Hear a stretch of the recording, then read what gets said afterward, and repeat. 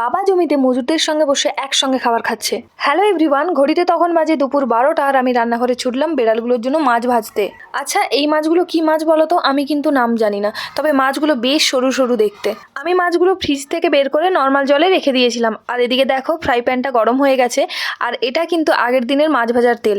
তো তার মধ্যেই কিন্তু আমি মাছটা এখন ছেড়ে দিচ্ছি ভাজার জন্য। তো মাছ ভাজাটা এদিকে হতে থাক, আর ওইদিকে চলো আমার বাবা জমিতে কি করছে তোমাদের দেখাই। ওই দেখো আমার মা জামা কাপড় মিলছে, জমিতে সমস্ত ধান কাটা হয়ে গেছে। আর এই যে মজুরদের সঙ্গে বসে আমার বাবা খাবার খাচ্ছে। আসলে বাপি মজুরদের সঙ্গে জমি থেকে ধান তুলে নিয়ে আসছিল বাঁকে করে, আর জমিতে একসঙ্গেই মজুরদের সঙ্গে খেতে বসে গেছে। আর এইদিকে দেখো আমি রান্নাঘরে মাছ ভাজছি, আর বাইরে বাপি যে ধান বয়ে নিয়ে আসছে বাঁকে করে সেগুলোই দেখছিলাম। আর ওদিকে দেখতে দেখতে দেখো মাছ ভাজা কিন্তু কমপ্লিট হয়ে গেছে। তারপর আমি চলে গেলাম ছাদে, আর ছাদে গিয়ে দেখো এই ট্রেটার মধ্যে ইঁদুর মাটি রেখেছে। আমি মিস্ত্রি জেঠুকে বলেছিলাম, তাই মিস্ত্রি জেঠু এইভাবে তুলে চালিয়ে রেখেছে। তারপর ছাদ থেকে নেমে এসে স্নান টান সেরে বেড়ালের জন্য খাবার রেডি করছিলাম, মাছ মাখছিলাম বেসিক্যালি ভাতে। তো দেখো এখানে হাতে কিন্তু কাঁটা ফুটে গেছে আমার মাছ মাখতে গিয়ে। আর ওরা এত মারপিট করে, মানে মাছ মাখবো না ওদেরকে সামলাবো বুঝতে পারি না। তো যাই হোক, এই যে প্লেট রেডি করে দিয়েছি, আর প্রত্যেকের প্লেটে কিন্তু খাবার দিয়ে দিয়েছি।